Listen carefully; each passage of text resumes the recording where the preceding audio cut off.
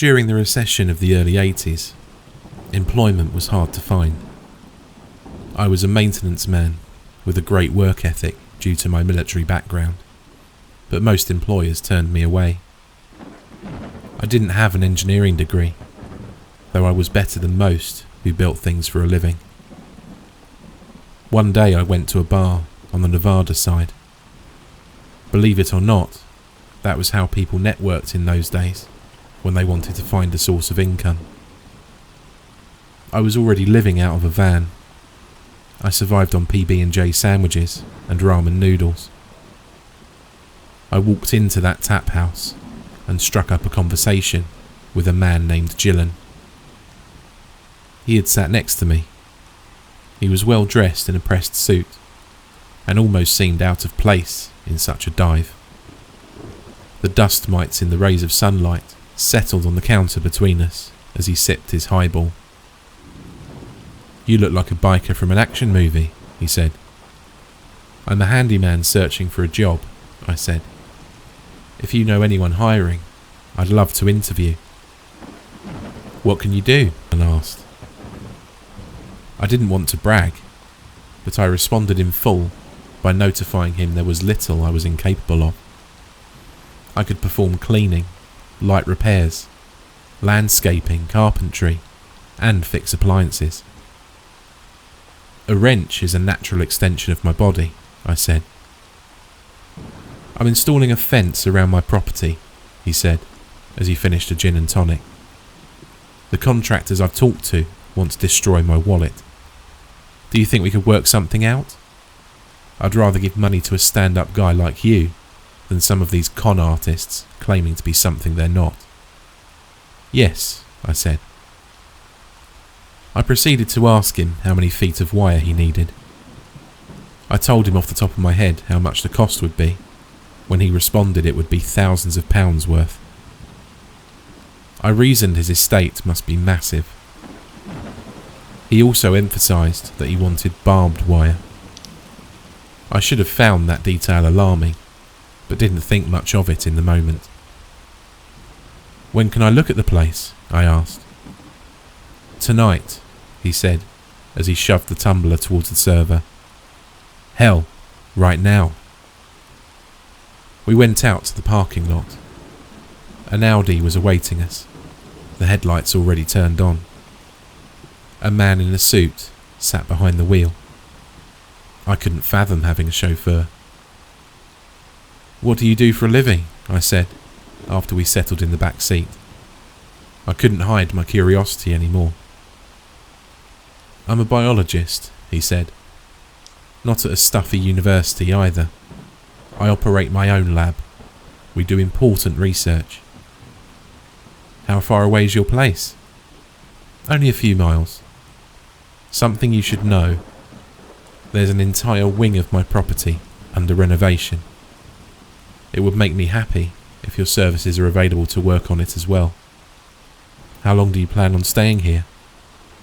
"Till I die if you pay me well enough," I said. He laughed at that as we approached the manor. The gates opened. We followed a winding concrete pathway, surrounded by a dewy green grass. Their blades glistened in the moonlight. He walked me up to the top level and patted me on the back. "If you give me your car keys," he said, "I can have my driver go to your vehicle and collect your tools. The construction zone is yours to stay in if you think you can be comfortable there." I had told him earlier that I was new to town. I did not expect him to be so welcoming. I had to keep in mind he was still intoxicated, and I thought I should take his kindness for granted. It wasn't a daily opportunity to stay in such a luxurious place after all. It would be the most torn apart section of it, but I had to take it. "I'd be grateful for that," I said as I handed him my key. "Please have him bring my backpack as well. There's a sleeping bag and paperback novel in there." He gave it to his employee, and within half an hour, I found a corner to shack up in. He did not know that he had, within 5 hours of meeting me, welcomed a criminal into his house. Granted, I wasn't an evil one. I liked to think of myself as having a better moral compass than the average lawbreaker. I robbed a bank in Paso Robles after my wife got sick. Not only did a few witnesses give the authorities my description, I was behind bars when she passed away. That wasn't for him to know, though. I knew that if I told him, he'd assume I was a malicious and unrepentant thief. Best to keep it quiet.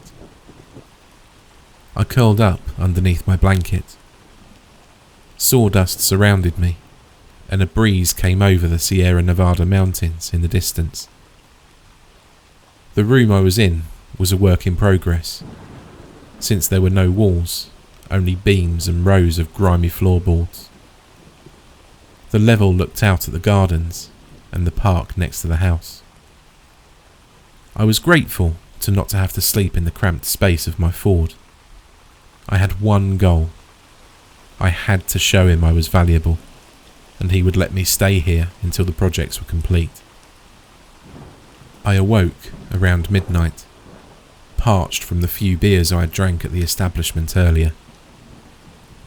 I walked near the stairs to head to the kitchen, and a verdant luminescence caught my eye. I looked down at the forested pastures.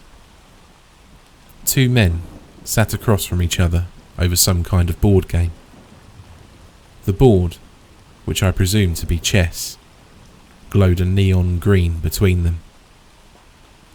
One of them turned and peered up at me. The gaunt look he possessed made a shadow appear around his eyes, and I could not make out their colour. I turned around and tried to go back to sleep. The next night, a bout of insomnia overcame me. I had spent the day hanging drywall after hours of fastening bottom and top plates.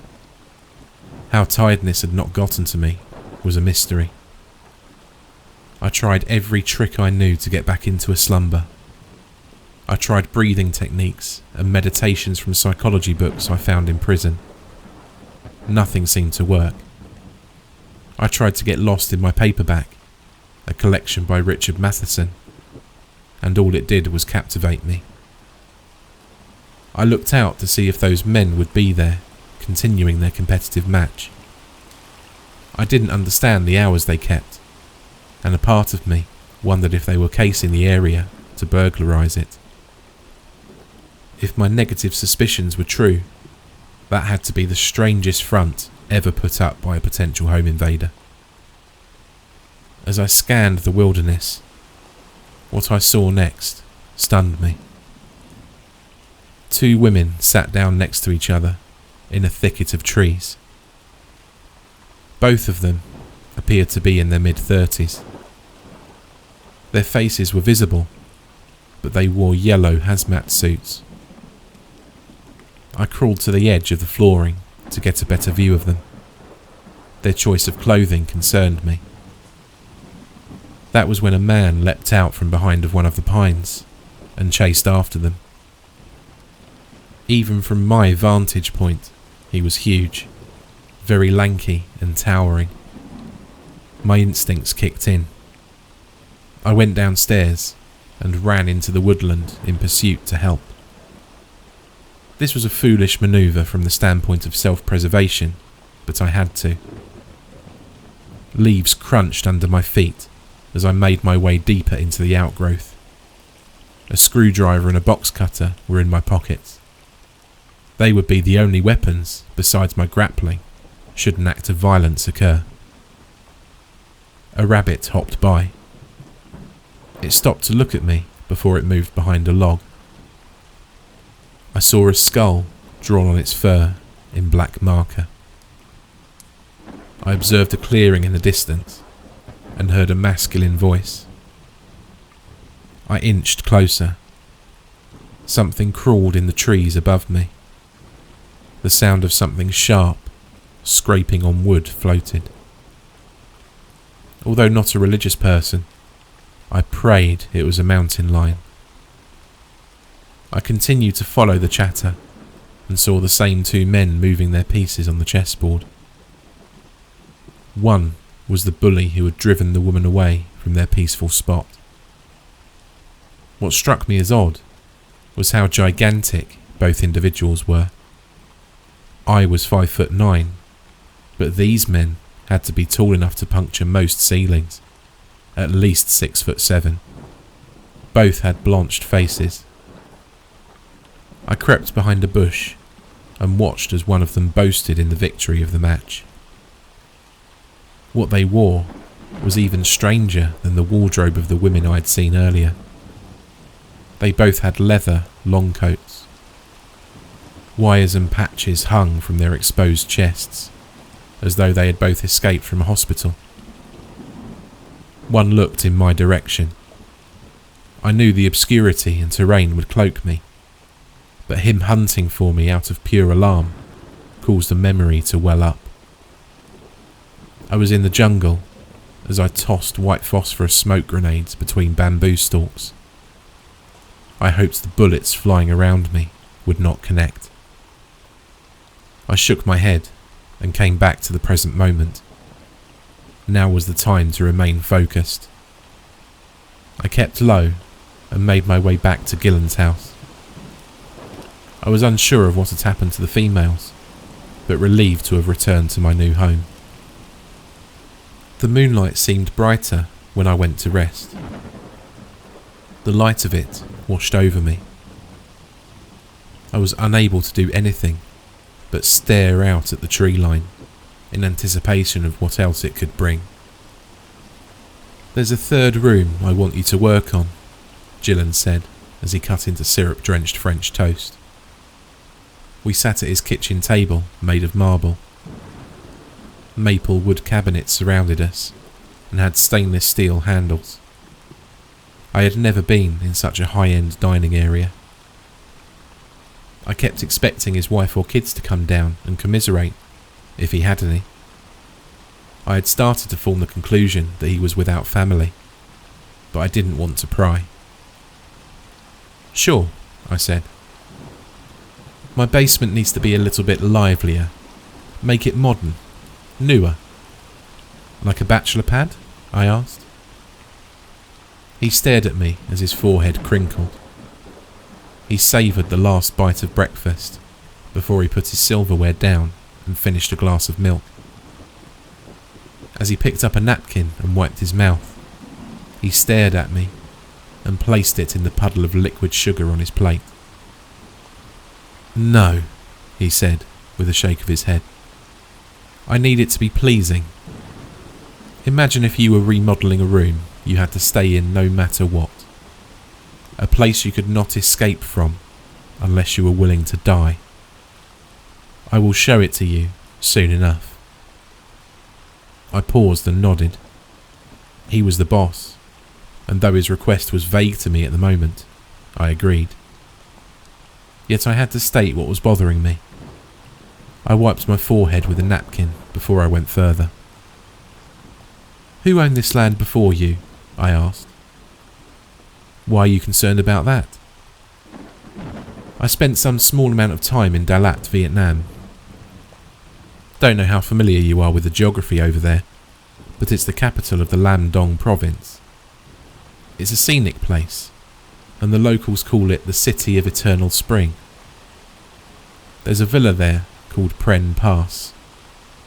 One night I went there on a lark, disobeying a lot of direct orders to try and get away from my station. I didn't get caught. While I was there, I saw a woman fall through the window. I later found out it was a haunted domicile. A woman escaped and fell to her death to get away from a real horrible man. In other words, Mr. Gillen, ghosts exist, having seen one myself. I also think the outskirts of this place has them. I saw two men playing some kind of game, and a couple of women dressed like they were getting ready for the end of the world. Of all the responses I may have expected, laughter was not one of them, which is the exact thing he unleashed on me. Once his chuckles stopped, he stood and pointed to the other end of the area.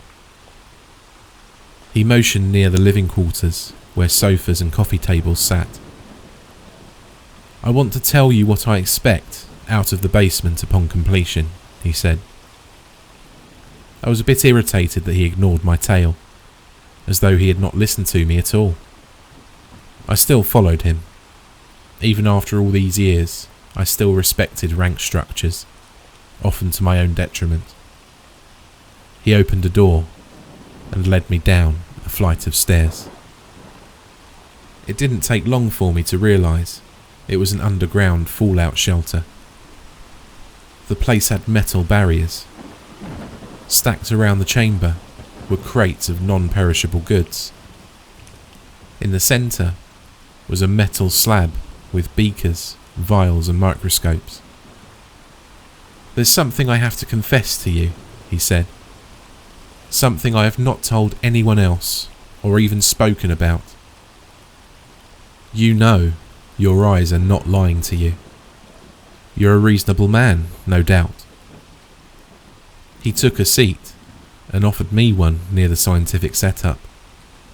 I obliged and tried to get comfortable, impossible as it was. "You might think that this place is to guard itself against imminent danger from the Russians," he said. "That's somewhat close to the reality, but it's not the entirety of it.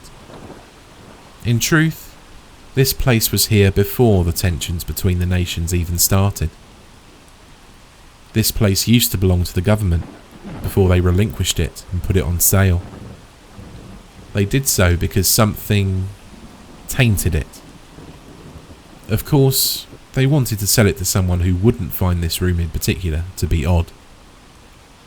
When the government owned it, this was not a residential property open to the public. It was a very private and guarded testing site." "For what?" I asked. "And what left it tainted, as you said?"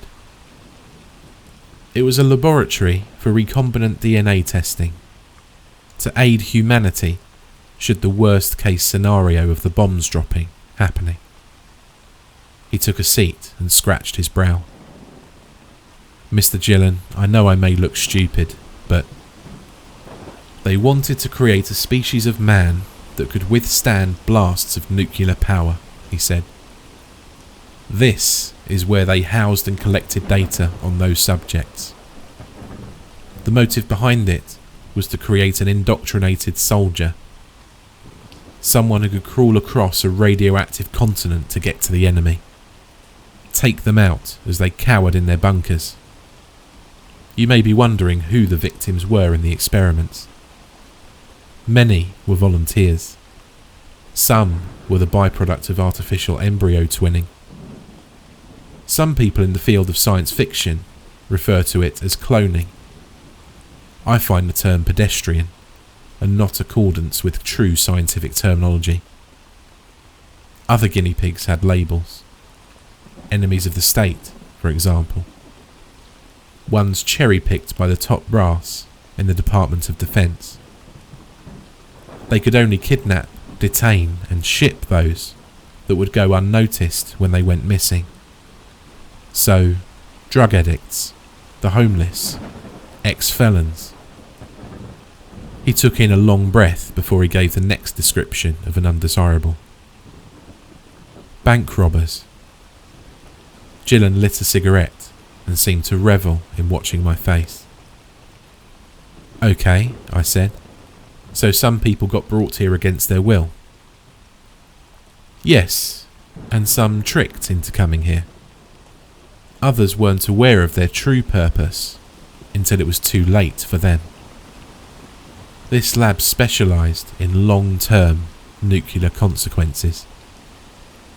On those with modified genetics in almost, dare I say, superhuman ways. The two women you saw are students who thought they were here to study chemistry. The two men were test subjects who were used to determine who would get hit with radiation first. They would come up with that outcome by playing a game of chess. The loser had to walk into the sphere and take the Roentgens first. See, we were not picky in the early stages of who we tested. As time has gone on, we decided we needed people who were athletic and had training. I took out my box cutter and sliced his ear. Blood spurted out as he backed away, up and out of his seat, and fell. I ran out of the house. His driver tried to stop me at the front gate, and I punched him in the abdomen hard enough to where he doubled over. I scaled the barbed wire fence and ran for miles. It occurred to me that no one was going to believe my story. I collected my vehicle, which was still at the bar, and drove out of town. For the next several weeks, I was worried he would go to the authorities and give them my description. That didn't happen. I guessed he didn't want investigators near his premises searching for evidence. They'd find incriminating writings, notebooks and research materials. As the decades have gone by, I ponder that dreadful day. The alleged biologist and his speech made me think he was an insane person. I ruminate on whether the people I saw were either figments of my imagination or something else. Terror grips me often. What if he told me the truth in our final conversation?